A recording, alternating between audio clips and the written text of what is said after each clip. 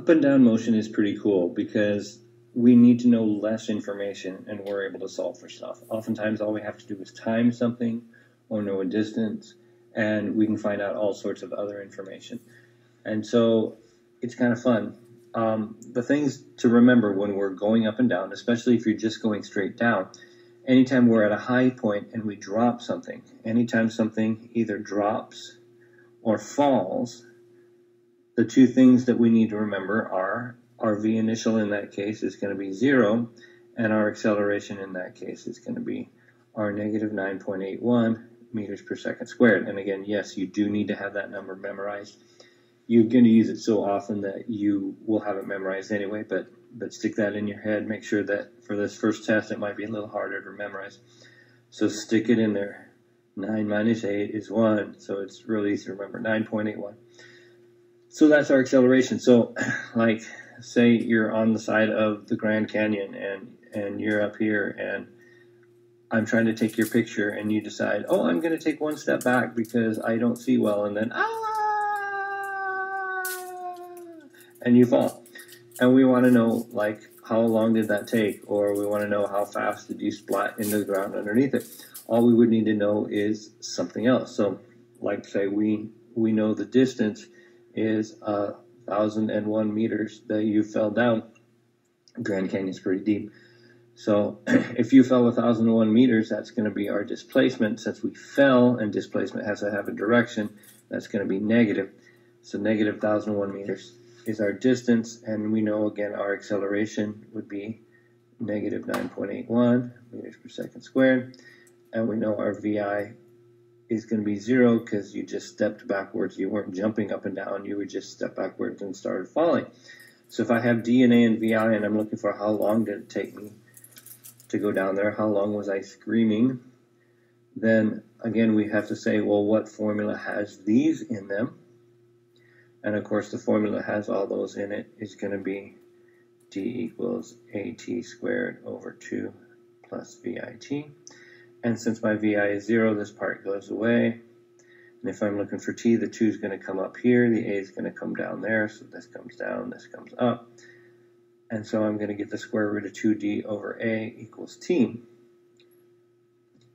If we plug that in the calculator, again, it's pretty important that both of those are negative, because if you try and take the square root of a negative number, then your calculator will yell at you. So anytime you get a negative underneath the radical, that gets sad. So here we have two negatives are going to cancel each other out. Everything's going to work out okay.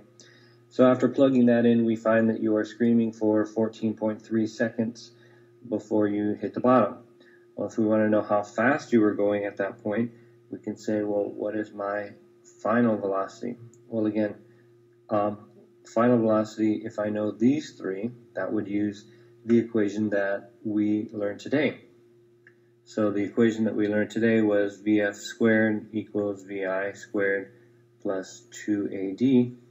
And again, my Vi was 0, so this part goes away.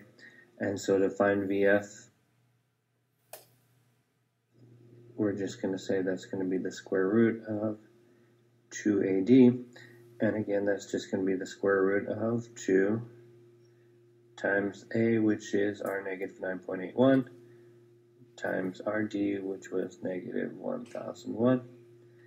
And that turns out to be 140 meters per second. So yeah, you're going like as fast as a jet plane at that point. So you're not going to notice when you hit the ground because you're dead. So that would not be so good.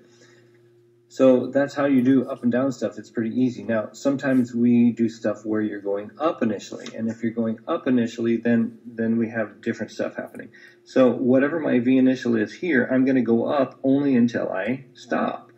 And then I'm going to come back down. Well, if I'm going up, and again, my acceleration due to gravity was what was slowing me down on the way up. So this would be my VI, and on the trip up, this would be my VF. But on the way back down, the 0 suddenly becomes my VI on the trip down, and I'm going to have a VF down here that's equal to my VI in magnitude, but of course opposite in direction. We're going to go positive on the way up, and we're going to be negative on the way down. So we know that these two numbers are going to be the same. We know the number at the top is going to be 0. So that can be helpful for us. So if I toss Bob up in the air until he stops, I want to know how high he goes. If I tossed him at 9.5 meters per second, and I always just want to know how high he goes, well, again, this is going to be his initial velocity, and we know our acceleration, of course, is going to be negative 9.81, and we know he's going to go up until he stops, so up here we know our VF is equal to 0. So if we want to know how high he goes, again, we're looking for D, and so we say what D equation has VF and VI and A in it, and of course that's our new equation for today.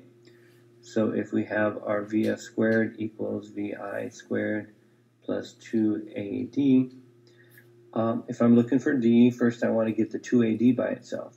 So 2AD is connected to VF with a plus, so we're going to move it with a minus. So it'll be a VF squared minus VI squared equals 2AD. And then 2 and A are connected to D by multiply. The opposite of multiply is divide. So I'm going to move those over here like that. And of course, we'll need parentheses around the top to make that good. So that's the way we plug in for D. So the VF, of course, was 0 minus my VI was 9.5. And then we're going to divide that by 2, and we're going to divide that by 9.81. And if we do that, we find that we shoved him a total of 4.60 meters up in the air. Now again, if you are using fraction mode in your calculator, you just make it look exactly like it looks. If you're not using fraction mode in your calculator, if you're just plugging it in like a normal person does, then the negative's not going to go away up here because we have 0 squared minus this squared. The squaring happens before the subtraction happens, so that negative does stay there. And this negative are going to cancel each other out, giving me a positive displacement. Because I threw him up, we're going to end up higher than I started.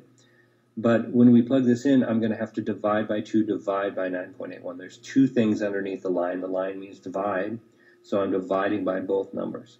So again, unless you're using fraction mode or unless you're using parentheses at the bottom, then it's easier to just say 9.5 squared divided by 2 divided by 9.81.